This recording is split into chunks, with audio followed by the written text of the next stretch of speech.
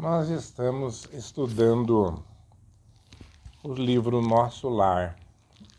A busca é de aprendizado, por isso as reflexões são muito necessárias. Se nós lemos um texto, qualquer que seja, nós precisamos pensar sobre ele, senão nós não aprendemos. Talvez até fique na nossa memória algum conteúdo, alguma coisa interessante, mas é muito importante a reflexão, porque é aí que realmente vai haver o aproveitamento, vai surgir o aprendizado.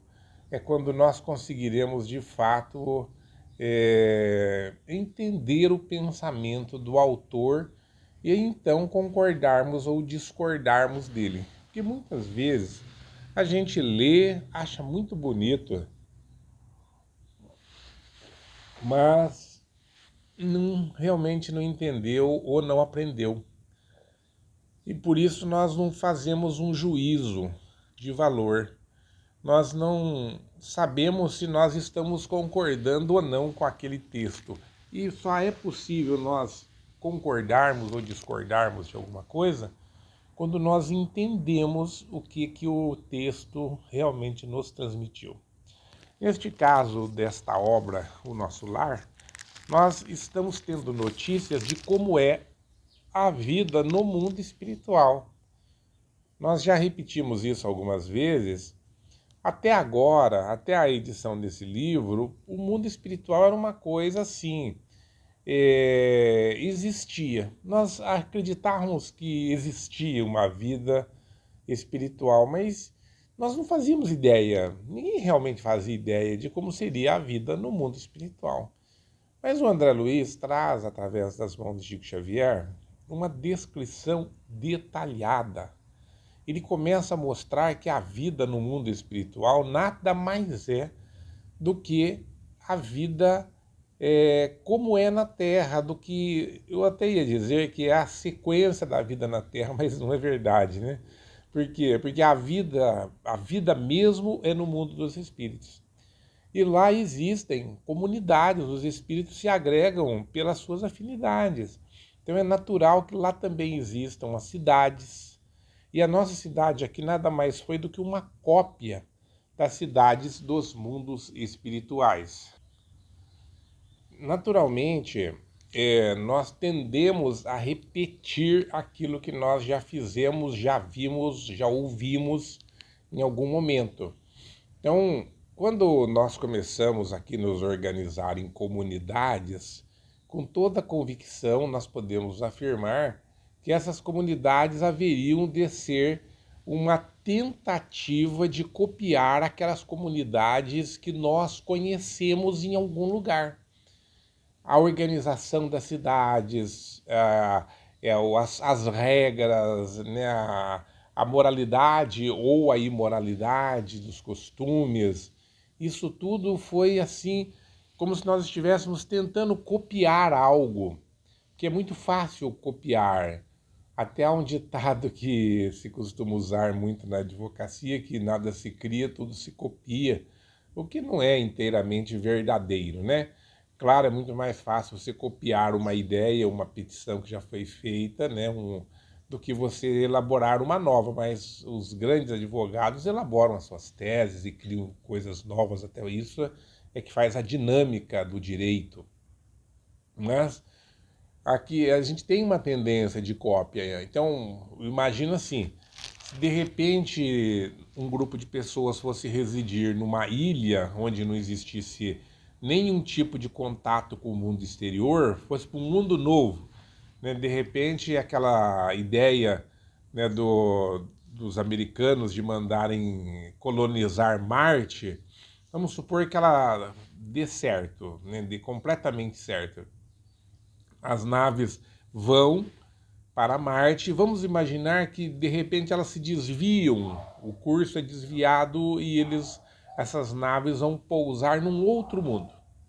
É um mundo que permite vida, não como Marte, que tem que ter uma atmosfera artificial e é uma situação muito crítica, mas vamos supor que eles pousem num mundo onde exista a condição de vida, onde tem oxigênio, tem água.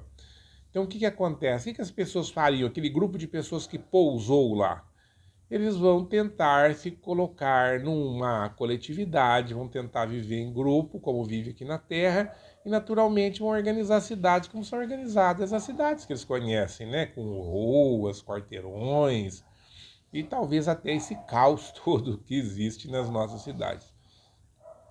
Então, quando nós encarnamos aqui na Terra, nós tentamos fazer aquilo que a gente já conhece. Então, lendo essa obra do André Luiz, a impressão que nós temos é que a nossa cidade é uma cidade cópia, uma cópia muito imperfeita, mas é uma cópia, por exemplo, da cidade e o nosso lar.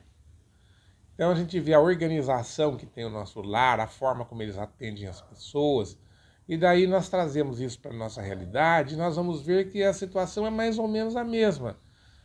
Nós temos assim, coisas complicadas, né? Por exemplo, um trânsito difícil, o nosso atendimento não é lá um atendimento realmente perfeito, né? Os nossos serviços têm bastante falhas, mas nós estamos tentando evoluir, nós estamos tentando aprender. Então, o que acontece? Nesse capítulo agora, no capítulo 27, o título é Finalmente o Trabalho, né? Perdão, o Trabalho Enfim. Então, por quê? Porque agora o André Luiz vai, de fato, começar a trabalhar. Ele vai lá para as camas de regeneração e neste local, né, onde são atendidas as pessoas mais doentes, aqueles que estão em péssimas condições, e ele já se surpreende por quê? Porque ele não vai ficar na superfície ali, ele vai descer para porões.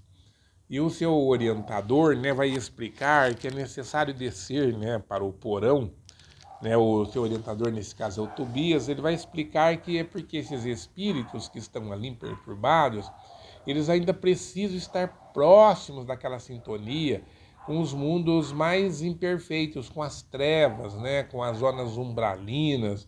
Eles ainda têm essa necessidade, então por isso eles ficam naqueles porões, né? Mas pelo que ele conta, são porões muito bem organizados, muito bem arrumados, onde há muitos espíritos ali, numa situação extremamente precária, que ele vai chamar inclusive de contrabandistas, né?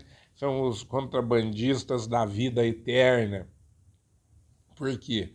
Porque eram pessoas que aqui na Terra eles tinham perfeita noção que se você muda de país, você tem que fazer câmbio de moedas, né? Por exemplo, está no Brasil, ele cita o exemplo da Inglaterra, vai para Londres, você tem que converter a moeda. Mas ninguém consegue entender que quem está na Terra e volta para o mundo dos espíritos tem que também fazer conversão de moeda. Só que a conversão da moeda aqui é diferente. Se aqui na Terra tem o dinheiro que compra as coisas e às vezes compra muitos comportamentos, no mundo dos espíritos não é o dinheiro, é aquilo que nós somos. Né? Um coração puro, um coração abençoado, ele abre portas para lugares abençoados. Por quê? Porque no mundo dos espíritos não tem jeito de você enganar alguém ou você corromper alguém, não tem jeito. Então, quando você volta para a espiritualidade, você é atraído, né, imediatamente para os espíritos que pensam como você, que é aqueles espíritos que têm a mesma sintonia vibratória. Então, você vai estar entre os seus iguais. Olha que coisa terrível, né? Se nós estamos aqui conseguindo enganar pessoas na Terra, no mundo dos espíritos não dá para enganar. Por quê? Porque nós somos atraídos por aqueles que são iguais a nós. Então, se eu sou um homem honesto, estarei entre os honestos. Se eu sou desonesto, vou ser atraído pelos homens desonestos. Claro que uma comunidade de homens honestos é uma comunidade maravilhosa, enquanto que uma comunidade de homens desonestos é uma comunidade que terá sérios problemas. Portanto, nós é que vamos fazer o nosso mundo. E o mote aqui dessa lição é que o André Luiz, entrando nesses lugares, olha que interessante, ele quando vê o Tobias aplicando ali aquelas energias naqueles doentes, eles começam a vomitar, uma energia muito escura, ele fala, uma energia pesada, uma coisa horrível. E a Narcisa, que é a enfermeira, começa a limpar, mas ela está sozinha, ela não dá conta. Ele vê aquilo. Olha que interessante. Quando ele percebe que ela está fazendo um sacrifício, não está conseguindo dar conta, ele vai lá, pega o esfregão, pega os panos e começa a limpar também. Então ele deixa aqui, nesse momento, o seu orgulho de ser um grande médico, na terra e vai aprender o mais básico da higiene lá no mundo dos espíritos. Ele começa de novo. Então, portanto, os valores que nós damos tanta importância na terra, no mundo dos espíritos pode não valer nada, pode não ter nenhum significado. O que nós devemos fazer então? Devemos fazer aquilo que Jesus nos ensinou, nós devemos amar. E quem ama é humilde, quem ama é prestativo, quem ama é tolerante. Então esses são os verdadeiros valores que nos levarão para esses mundos maravilhosos, onde nós encontraremos espíritos que também amam, que também toleram. Então esta é a lição de hoje, desse capítulo que eu tirei, que nós devemos ser, acima de tudo, prestativos, tolerantes, com a convicção absoluta que somente o trabalho, somente o amor nos levará para lugares maravilhosos após o nosso desencarne. Porque a nossa vida na Terra determinará o lugar para onde nós iremos assim que nós desencarnarmos. Para a companhia dos bons espíritos ou para a companhia dos espíritos que não são tão bons assim e que se afinam com o comportamento que nós vivemos na Terra.